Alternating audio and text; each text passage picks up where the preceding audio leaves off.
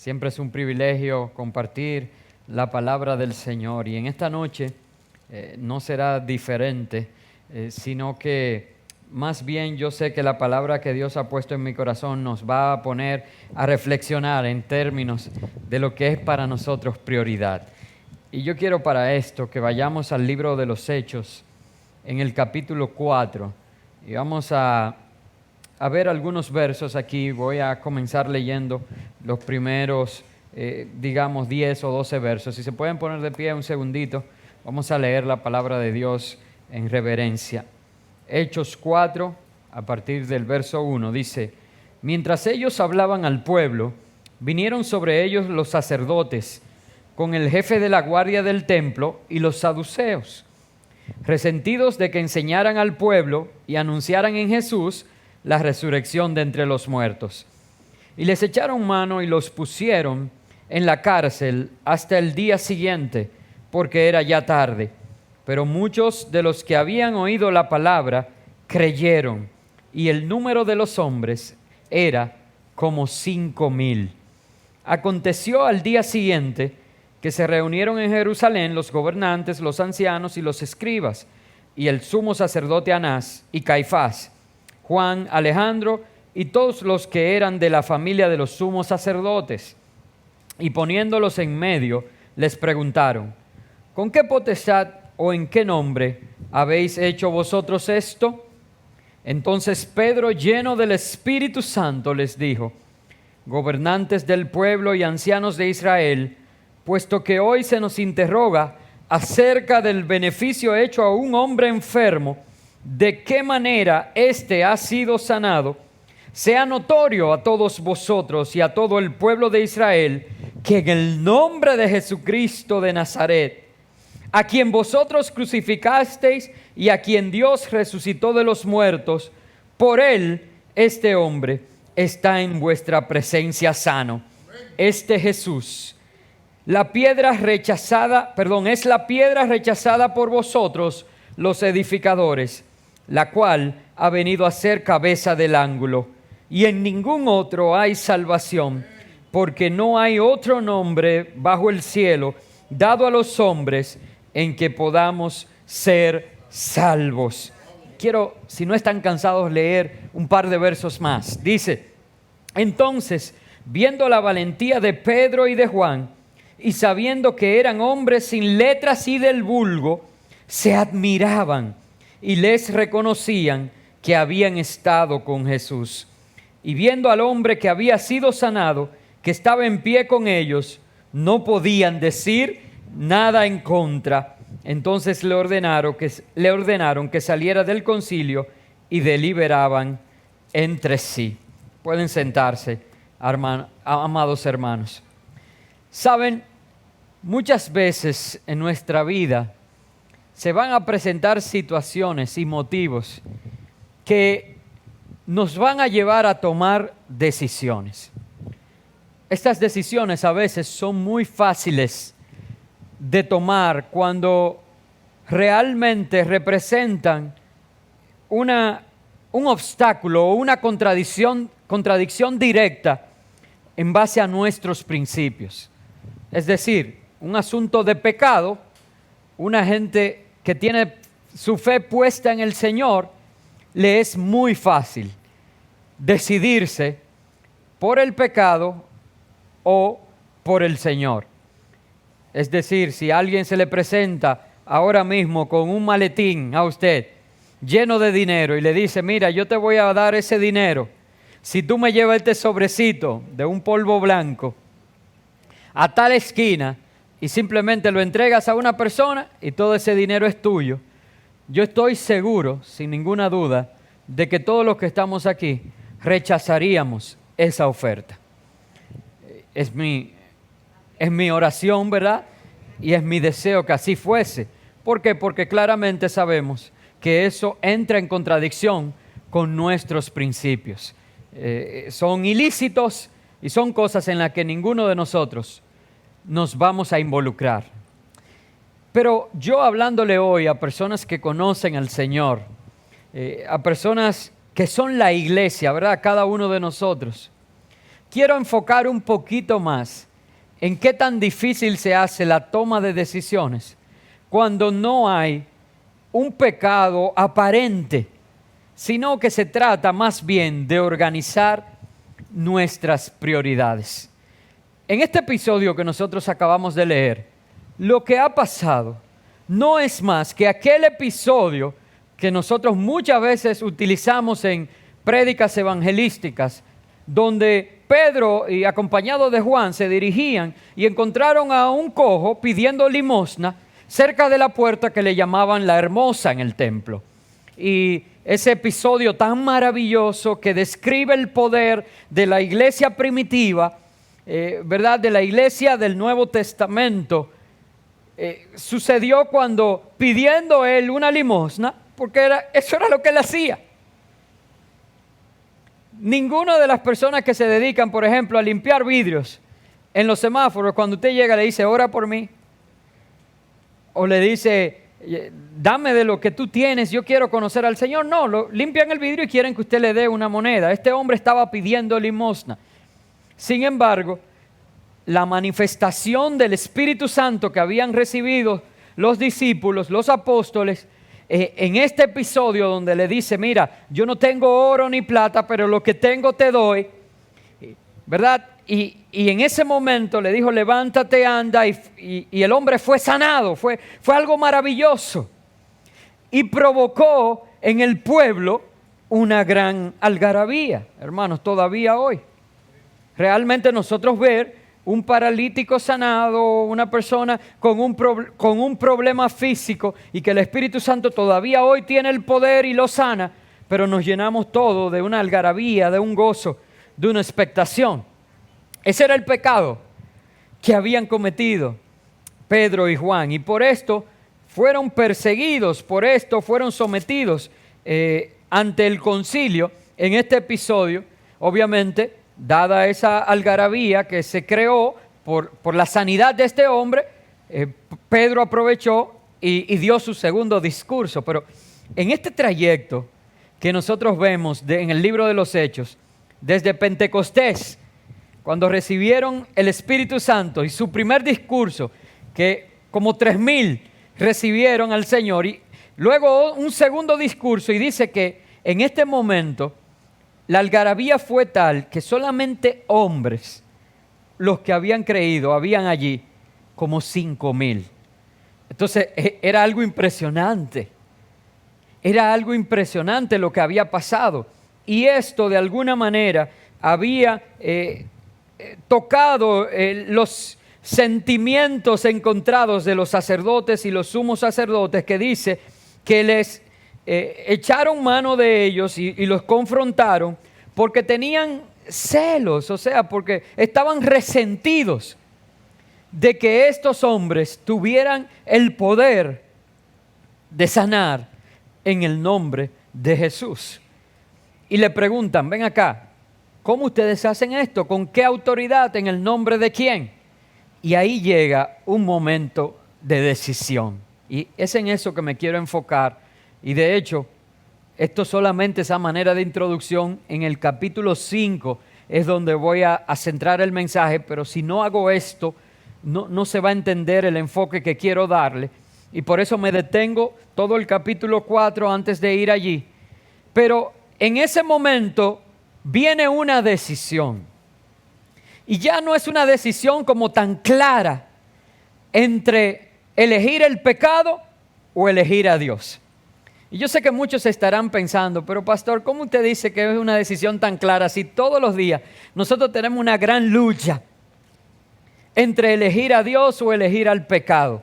Imagínense entonces la dificultad de este tipo de decisiones al que yo me quiero referir hoy, en el que nosotros tenemos que poner qué está en primer lugar en nuestras vidas. Si elegir entre el pecado y la vida se nos hace difícil, ¿cuánto más entre algunas cosas que no se ven tan claras? Y la decisión que se presenta para los apóstoles es si agradar a los hombres o agradar a Dios. Fíjense que no es tan determinante como decir si pecar o elegir a Dios, porque a veces no necesariamente agradando a los hombres, yo estoy pecando. Cuando yo le hago un regalo a alguien, yo estoy agradando a esa persona. Y no necesariamente al hacerlo, estoy pecando. ¿Se entiende? ¿Verdad? Claro que vamos en la misma línea.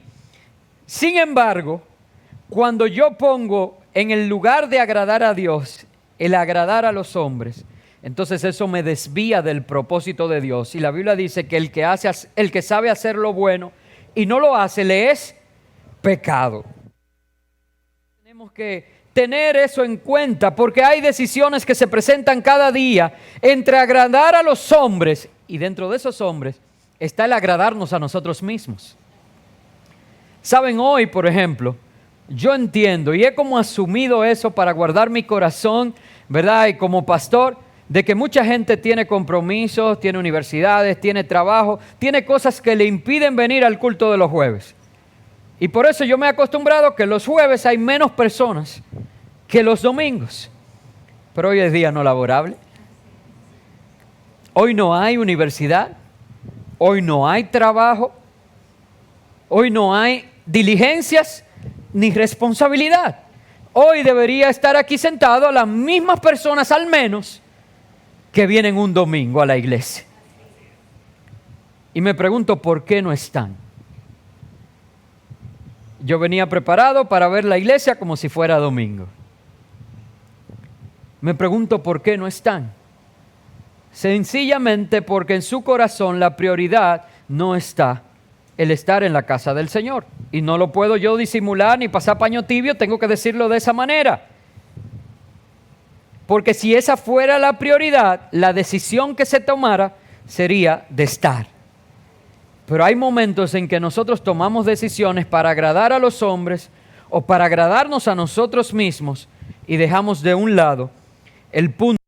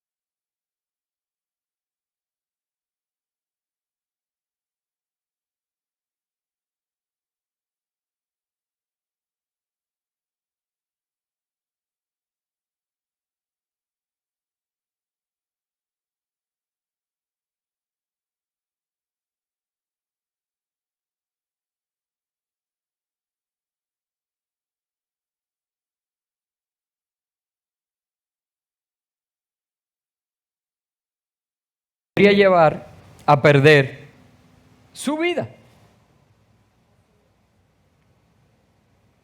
Es en ese momento en que la Biblia dice que Pedro, lleno del Espíritu Santo, pasó paño tibios a su respuesta. Eso es lo que dice. Quiero enfocarme en el texto bíblico primero, pero mi interés es que lo apliquemos al día de hoy. En ese momento, lleno del Espíritu Santo, Pedro hizo lo que más le convenía. En ese momento, lleno del Espíritu Santo, Pedro quiso encajar con los saduceos, con los sumos sacerdotes, con toda la casa sacerdotal y decir las cosas que ellos querían escuchar. No. En ese momento, lleno del Espíritu Santo y lleno de autoridad, Pedro le dijo, es que ustedes me están juzgando por el crimen, el delito de haber sanado a un hombre enfermo. Les llamó la atención y les dijo, pues miren, en el nombre de Jesús. Y ellos decían, no, y andan predicando la resurrección. Entonces lo primero que él le dijo fue, quien murió, porque ustedes lo crucificaron, pero resucitó, sea, que no solamente le dijo que era en ese nombre de Jesús, ese nombre que ellos habían mandado a crucificar y por tanto ellos no querían que se mencionara, pero no solo eso le dijo, Él murió y resucitó y ellos no querían que se hablara de la resurrección. Y dijo, Dios lo resucitó de los muertos y por Él y en el nombre de Él, este hombre ahora ha sido sanado.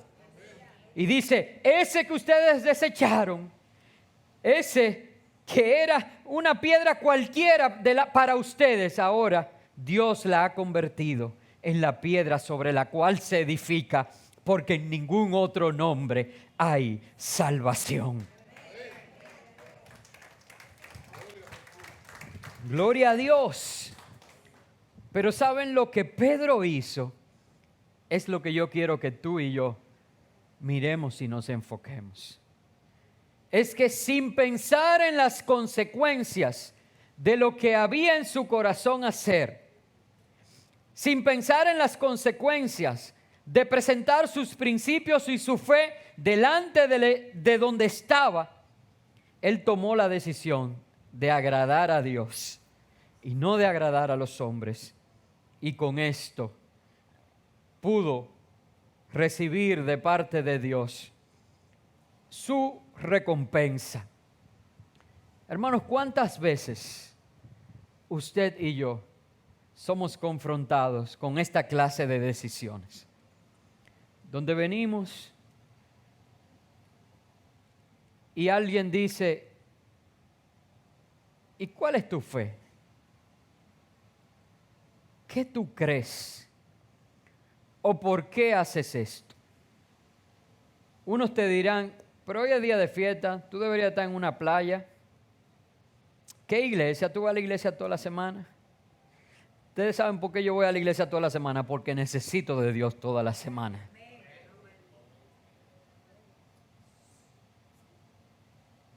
Otros pudieran decirte, pero no vas a aprovechar esa oportunidad. Pero a ti te pusieron en esa posición, aprovéchate.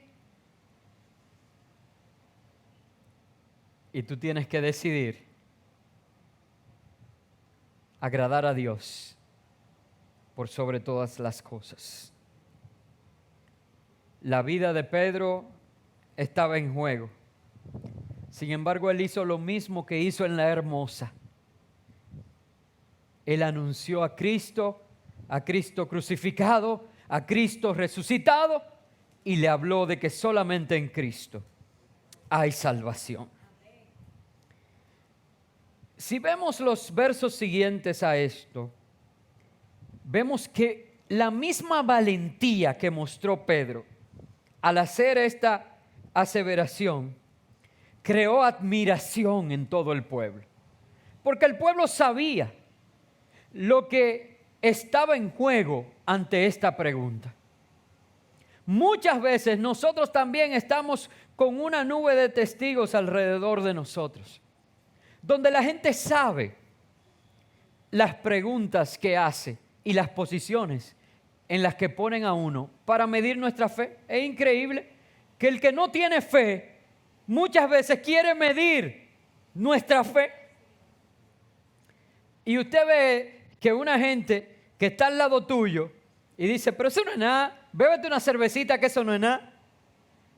Y usted dice, verdad, eso no es nada, estamos aquí, él y yo, y me bebo mi cervecita. Y en la próxima reunión que estamos dice, señores, si ustedes hubieran visto, andaba conmigo el evangélico y eso fue cerveza y cerveza.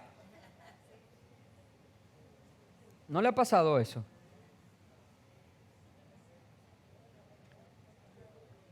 Hermanos, a veces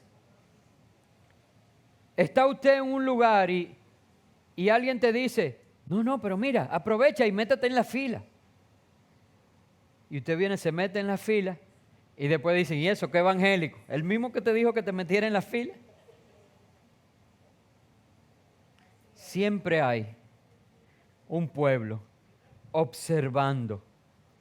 Pero cuando nosotros con valentía elegimos agradar a Dios, a pesar de que nadie nos vea, a pesar de que los demás lo estén haciendo, a pesar de que nos estén incentivando a hacerlo, tomar la decisión de predicar a Cristo, no solo con palabras, sino con nuestras acciones, siempre va a traer admiración y por tanto buenos resultados en cuanto al pueblo. Dice que por eso se les reconocía, dice que eran hombres sin letras y del vulgo, se admiraban y les reconocían que habían estado con Jesús. Yo creo que no hay un mayor halago para un cristiano que se reconozca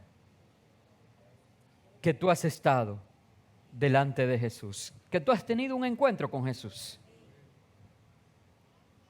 Y yo quisiera que hoy nosotros pensásemos, y miren que no he empezado a predicar, yo le dije que esta es la introducción. Pero yo quisiera que nosotros pensásemos en esto, en nuestro accionar, en nuestro andar, en nuestro hablar, en nuestro día a día, en esas pequeñas decisiones, que yo creo que ya está más que claro de hacia dónde ha ido mi enfoque. En esas pequeñas decisiones se nota que tú has estado con Jesús. Yo sé que aquí en la iglesia, orando, levantando las manos, abrazando a los hermanos, oyendo la palabra, diciendo un amén, un gloria a Dios, cuando empezamos a adorar a Dios y nos vamos hasta el tercer cielo, yo sé que ahí se nota. Pero allá en el barrio, allá en el trabajo, allá en la universidad, allá con tus vecinos, allá con tu familia, ¿se reconoce que has estado con Jesús? ¿Qué me respondes?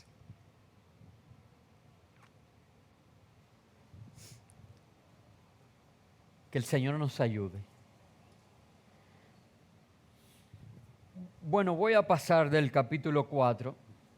Ahí usted va a seguir leyendo en su casa porque esto crea un deseo de uno conocer más, ¿verdad?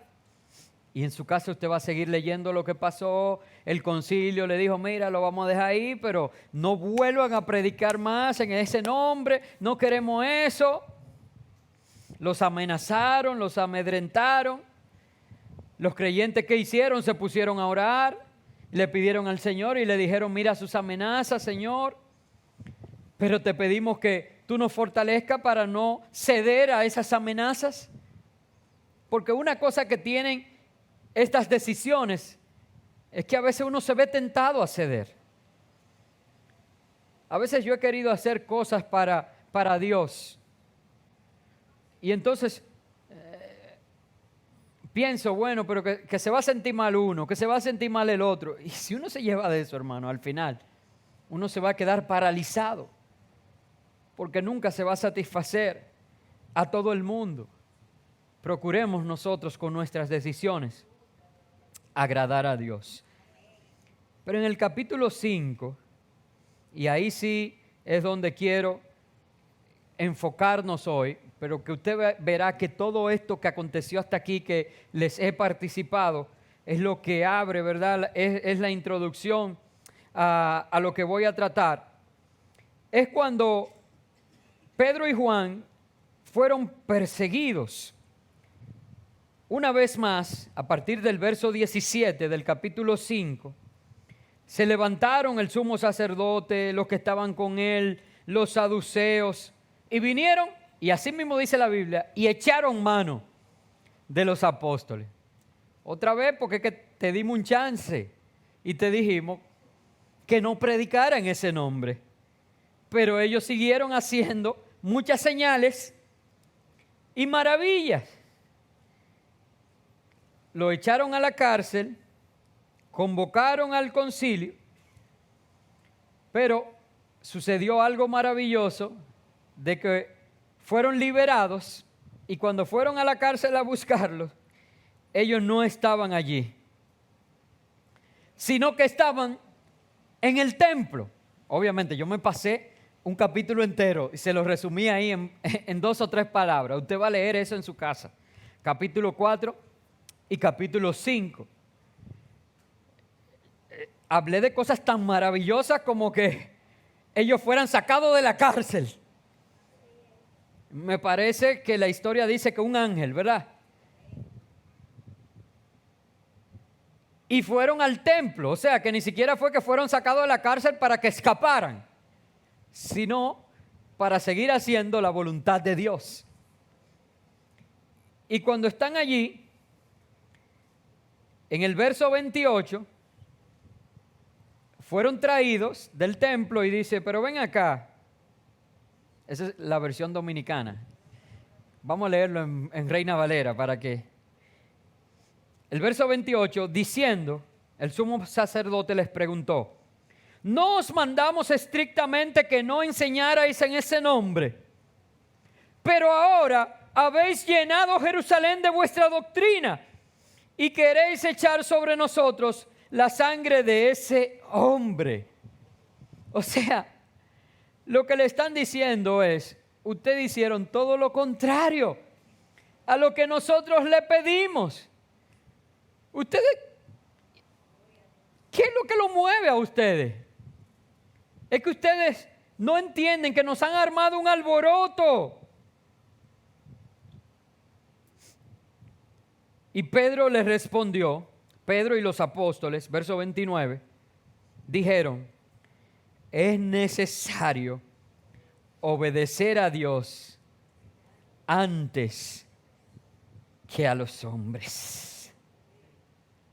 Quiero leerlo de nuevo, porque hoy en día esta es una respuesta que es tan actual, tan efectiva, tan eficaz.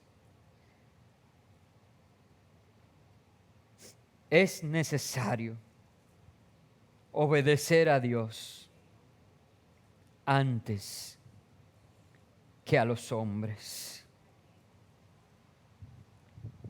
Hermanos, esa no es una respuesta que le va a ser agradable a todos los hombres. Esa no es una respuesta que va a ser entendida por todos. Es más, es una respuesta que a veces no será entendida siquiera por los más cercanos a ti. Pero el agradar a Dios siempre será una respuesta que contará con el favor de aquel que está agradado, que es nuestro Dios, que es nuestro Señor Jesucristo. Ante cualquier situación de la vida, y créanme que yo también tengo situaciones en las que no sé qué hacer, en la que no se ve tan clara la división entre el pecado y lo que no es pecado, en que el enemigo nuestro nos presenta con sutileza cosas que quizás no son pecaminosas en sí mismo, pero que son distracciones acerca de la voluntad de Dios. En ese momento tenemos que recordar la respuesta de Pedro. Es necesario obedecer a Dios antes que a los hombres. Hermanos, por eso es que tú y yo tenemos que buscar el rostro de Dios cada día. Porque ¿cómo vamos a obedecer si no le conocemos? ¿Cómo vamos a obedecer si no estamos cerca de Él? ¿Cómo vamos a obedecer si no conocemos cuál es su voluntad? Y la mejor oración que nosotros podemos hacer cada día es decir, Señor, ¿cuál es tu voluntad para mi vida? A fin de que conociendo su voluntad, aunque no le parezca agradables a los demás, ni siquiera a los que están cerca de nosotros, podamos decir con firmeza, es mejor. Es necesario, dice Pedro, obedecer a Dios antes que a los hombres. Quizás el hacer eso no siempre te va a generar aplausos. estamos en una iglesia y yo digo, obedecer a Dios me es necesario más y antes que obedecer a los hombres, y muchos van a decir, gloria a Dios, aleluya. Pero quizás allá afuera, alguien que estuvo esperando esa oportunidad de que tú estuvieras en esa posición, para que tú le firmaras un cheque al portador en una botella, por decir algo, y que tú decides y le dices, mira, yo quisiera ayudarte, pero es necesario que yo obedezca a Dios antes que a los hombres. Eso no te va a generar aplausos. Es más, muchas veces haciendo esto, y varón de dolores, experimentado en quebranto, tengo autoridad para hablar de eso, porque lo he sufrido y lo he vivido, haciendo lo que Dios te ha mandado hacer, te vas a ganar el rechazo y el desprecio de aquellos que te rodean. Dice el verso 33 que ellos, oyendo esto, se enfurecieron y querían matarlos. Eso no son aplausos, eso no son halagos. La reacción de ellos ante esta, pero hermano, miren, en uno de los versículos, cuando usted lee el capítulo 4 y el capítulo 5, se dice que con quien estaban hablando, creo que en el episodio siguiente, donde se levanta un personaje que voy a mencionar ahora, dice que eran doctores en la palabra. O sea, eran gente que conocían completamente la palabra de Dios. Pero imagínese uno que hoy tenga un PhD en teología. Eran doctores en la palabra, lo dice la palabra de Dios. Y porque él dijera que era mejor y que le era necesario obedecer a Dios antes que los hombres, se enfurecieron de tal manera que querían matarlo. Eso le coincide a usted con una persona que sea doctor en la palabra.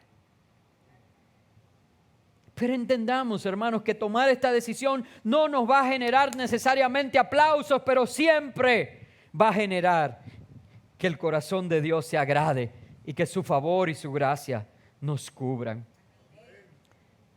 En ese momento en que decidieron, bueno, pues vamos a matarlo, porque le dimos un chance, lo soltamos, se escapan de la cárcel, lo volvemos a traer, los regañamos y aún así son desafiantes y dicen que van a obedecer a Dios por sobre todas las cosas. Y miren lo que es contar con el favor de Dios. Que se levantó un fariseo, verso 34, o sea, parte del concilio, de aquellos que habían pedido a los apóstoles que ya no predicaran más, llamado Gamaliel, doctor de la ley, venerado de todo el pueblo, mandó que lo sacaran afuera un momento y dijo allí delante del concilio, miren, y voy a parafrasearlo porque no quiero, vamos a ser sensatos, tengamos cuidado de lo que ustedes van a hacer con estos hombres. Y puso ejemplos. Dijo, mira, ¿recuerdan los días en que se levantó Teudas diciendo que era alguien? Y se unió un número como de 400 hombres a él, pero murió. Y todos los que lo obedecieron fueron dispersados. Y con ese Teudas se murió todos los que se fueron detrás de él. Y ya. Mencionó, se levantó otro Judas, el Galileo. En los días del censo empezó a hacer mención de algunos episodios. Y dijo, ese Judas se llevó detrás de sí a mucho pueblo, pero también se murió. Y entonces todos los que estaban detrás de él fueron dispersados. Y verso 39, yo quiero que vayan conmigo a leerlo. 38, perdón, y 39. Dice, viendo todo eso, la manera en que Dios actúa, nosotros que conocemos la ley y que somos doctores de la ley, apartaos de estos hombres y dejadlos. Porque si este consejo o esta obra es de los hombres, ¿qué va a pasar con ella? Se desvanecerá.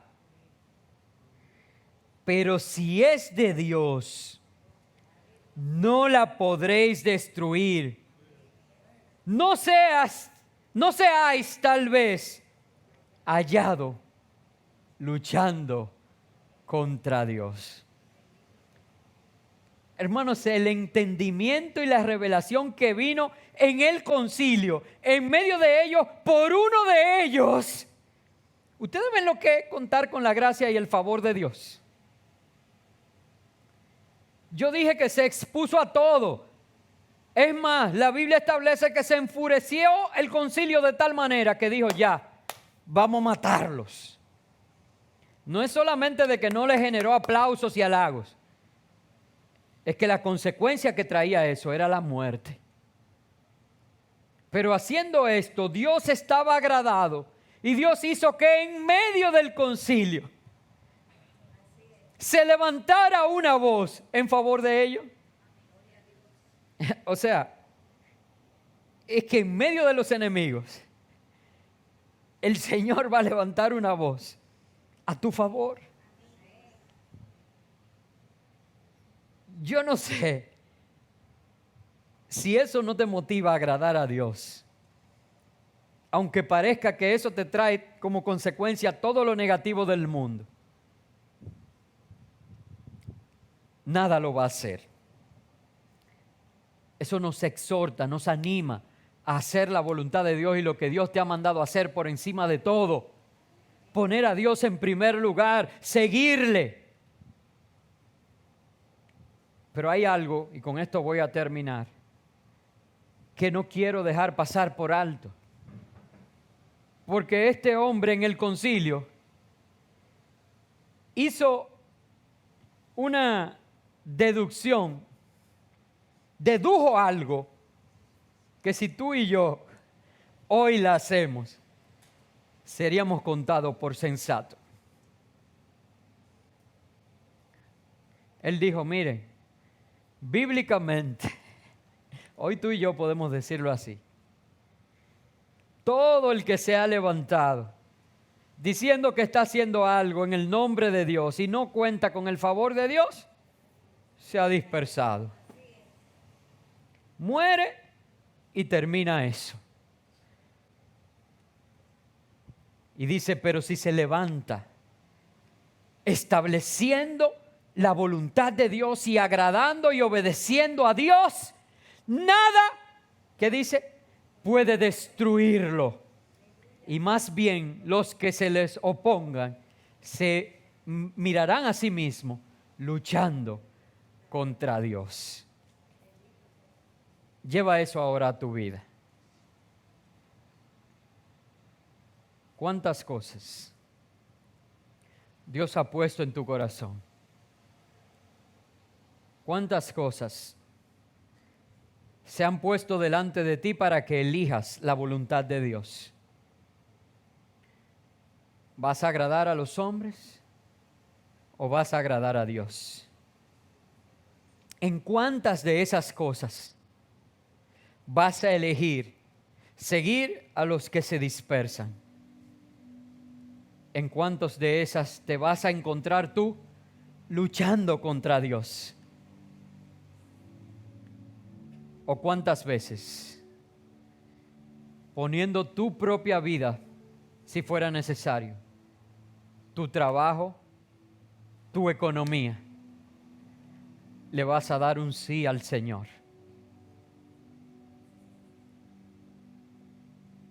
Quizás el resultado inicial no sea el que esperas.